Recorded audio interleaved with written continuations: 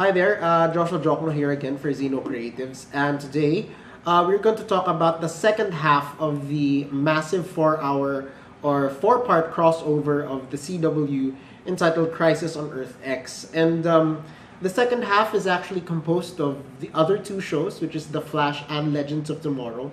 And on the onset, or to just to foreground it, I actually think that these two shows are the ones that actually go well together in this crossover. But of course, if we were going to look back or get back to what Stephen Amell had said earlier, these the shows are actually not contained within themselves, as it looks as if it were a 4-hour movie. So with that being said, let's dive right into the details. Now, as already been established in the previous episodes or in the previous half of the crossover, Oliver is revealed to be the Führer, which means he had assumed the overall leader of the Nazis, with Overgirl, who is Kara of Earth X, assuming the role of the general, and it did come as a surprise to us, where it was revealed that they were actually a power couple, or that they're husband and wife. And I think it's such a great dynamic, and it's such a refreshing take on these characters in another world, given that one is tactical and the other one is super powered, and making them or bringing them together as a couple has actually explored a lot of great potential in these characters. And we all know that Oliver is in a very dark path, and he was just lucky to have a team back him up, or a principal backing him up. And so in Earth X, we see him being a totalitarian, being a fascist, and I think that's a great that's a great nod to whatever it is, or whatever choice it is that he had made right in Earth 1, which he didn't make in Earth X, primarily because he didn't have any choice. I think it has already been established all throughout the years of Arrow's run that Arrow is the unofficial counterpart of the Batman in the Arrowverse, and that it makes perfect sense that he would spearhead these characters, or the entire superhero slate in the crossover, or across all shows, and that it also makes sense, if we are to take that into consideration, that he became the Führer, or the overall leader of the Nazi forces in Earth X. And it makes another complete sense when Kara and him were paired up together.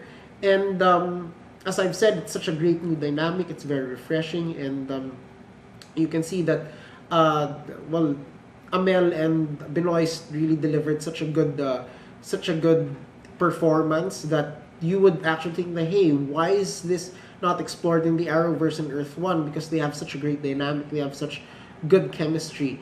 Her being superpowered and him being very or highly intelligent, as I've said, the Batman of this universe. And then we must go into detail regarding the actual intention by which the Earth Xers actually tried to invade Earth 1, or invaded Earth 1. And well, apparently, as this is a superhero show and they're the bad guys, they did not succeed. But it's I think this is one, or the second half of the crossover is actually very much character driven, in that we get to see the consequences, or we get to see what are the effects of Oliver of Earth X wanting to invade Earth 1, primarily because he's pretty much attached to his wife, the Kara of Earth X, and he really wants to get Supergirl's heart so as to be transplanted into the Earth X Kara's body. This is actually a nod to one of the most popular Superman titles, which is All Star Superman, a comic book that I really enjoyed reading. The art is good. The storyline is is really human for such a superhero comic book. And here we explore the an alternate version of Clark, wherein he was infected by the sun's radiation and is in the brink of dying. Here, we see the same thing happening to Kara of Earth X, and Oliver, being human and genuinely loving this Earth X version of our Kara, goes to lengths just to just to get Supergirl's heart and replace it in, or put it in place of his wife's heart. And I think that says a lot about the entire crossover event, wherein it's really fantastical, it's really comical, but in the root of it all, in the heart of it all, well, to use the term, it's all heart. It's a good it's a good story on emotional relationships and how these relationships are resolved through this whole mess of multiversity of evil intentions, of diabolical plans, of racism, these things, and they were able to tie it up quite beautifully. And then we have, of course, the Reverse Flash, who had been one of the most diabolical forces across the entire crossover, because not only does he believe in what Kara and Oliver wants to happen in Earth X, but he has this insidious agenda of not only putting himself in the forefront, but basically he just wants to see how this would fit into this, and if this does fit into a certain timeline, then what will happen in the future. So we have this character this diabolical villainous character trying to play God, much like what Heath Ledger did in the Dark Knight trilogy's The Joker, or Nolan's Dark Knight trilogy, wherein it's not exactly him wanting to take control of Gotham City. It's more of him wanting to see how each of these oppressed people will act if they are given, or if they are put into this situation. And then another good thing that came out of this second part of the crossover is, of course, Sarah and Quentin Lance, who have such a great dynamic in the previous seasons of Arrow. But here it's explored. It's kind of perverted in a way, because you have Lance, who is a trusted officer of the SS, and you have Sarah Lance, who has compulsions of liking girls. And of course, we all know that in the Nazi regime rather, homosexuality is a taboo. So here we get to see their dynamics, with Quentin Lance directly saying to Sarah Lance of Earth 1 that his daughter had the same compulsions, but since he believes in the Nazi perspective, such compulsions, or such penchant to homosexuality should be flushed out. And it's kind of an emotional moment for these characters, especially for Sarah, because seeing her father's face in a villainous character, and him seeing a daughter whom he had personally killed, under a different persona, is it created some sort of tension there. So that's where the crossover is really good at, pitting emotions, looking at these relationships, tossing them around, perverting them in some way. And pertaining to relationships, of course, we have, given that I've already mentioned about Sarah and her compulsions of liking girls, this crossover is actually very, well, to use the term, LGBT friendly. You see a lot of smooching from Russell Tovey and Wentworth Miller, who played the Ray and Citizen Code. And it's not something that I feel as if it was a very honest depiction of the LGBT community, or it's a very honest representation of it, because it doesn't feel contrived to me. it is just as normal as the other, well, quote unquote normal as the other heterosexual relationships like Oliver and Felicity, Barry and Iris.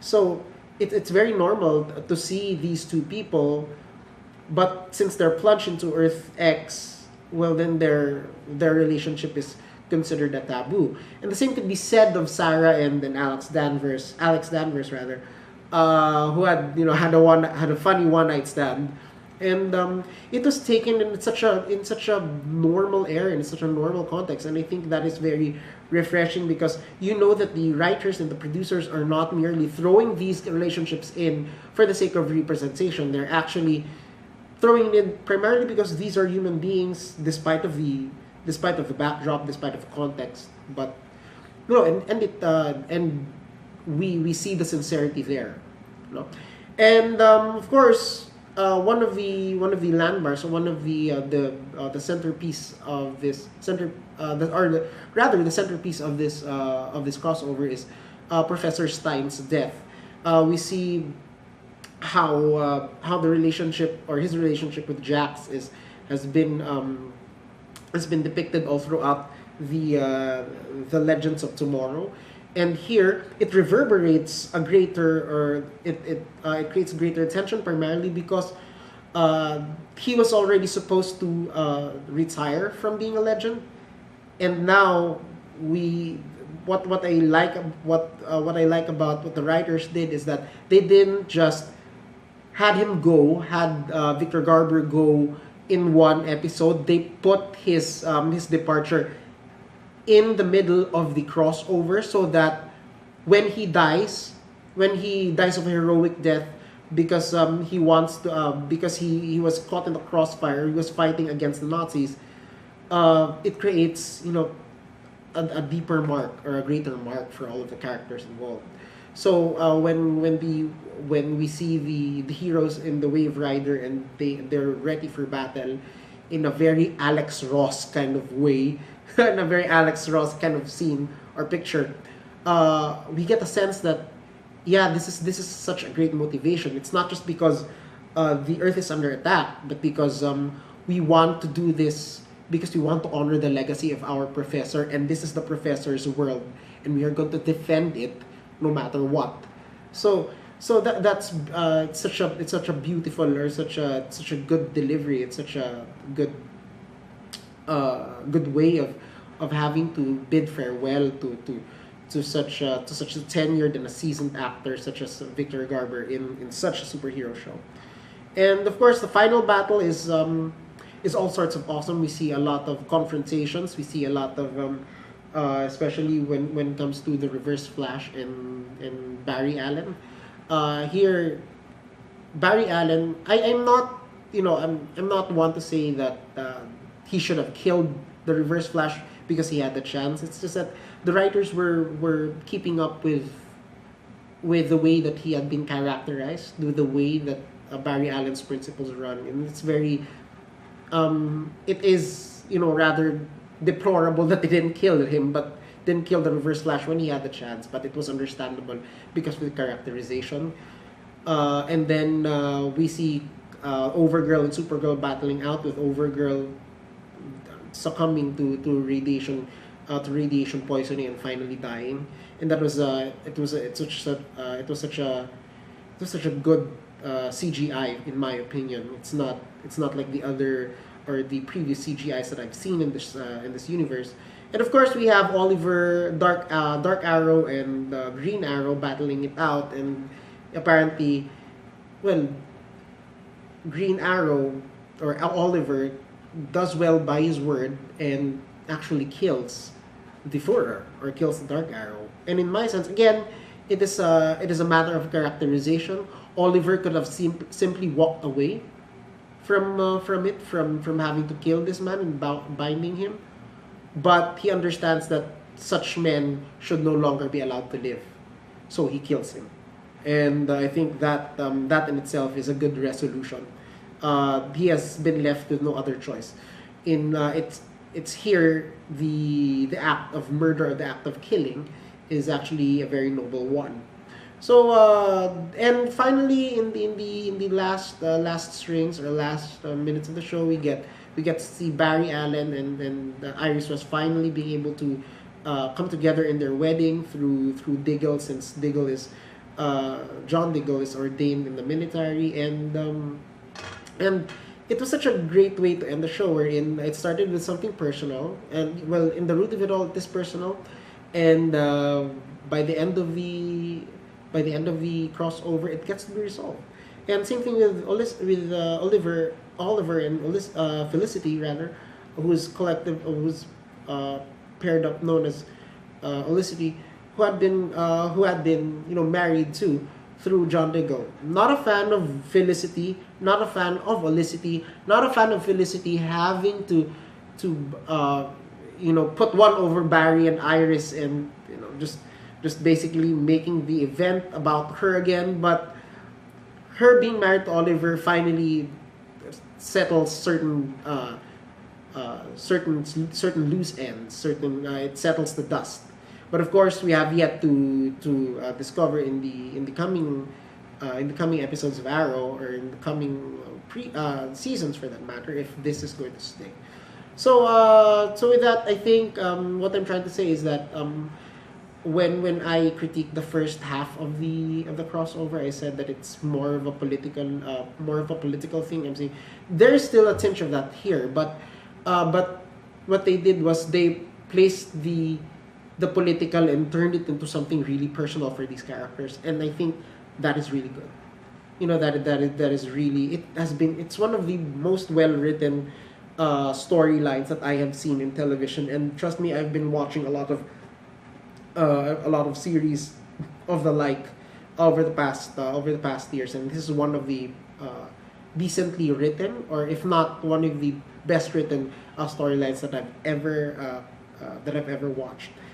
But of course, it's not perfect. As I've said, I'm not a fan of all of the love story. I'm not a fan of the way that it has dragged the storyline. But it is what it is, and this is a different universe. So, and we have to commend the writers for having the bravery, or the courage to depart from what is canon, and certain little details. Again, I would have really appreciated it if I saw Laurel Lance, or Dinah Laurel Lance, as part of the Freedom Fighters, or fighting alongside the Ray. I really appreciated that Win Scott was actually in it as the general of the Freedom Fighters. I actually like seeing a villainous counterpart of Quentin Lance in this episode, and I think all of the characters here, regardless of how small or how big the performance was, delivered such a great performance. So with that being said, I think it wraps up our review for Crisis on Earth X, and really looking forward into the coming years, or looking into the coming crossover episodes for the CW shows, because right now they're actually doing really good, since the first time that they dreamed up of these crossovers. So with that, again, this is Joshua Jokna, and thank you very much for watching.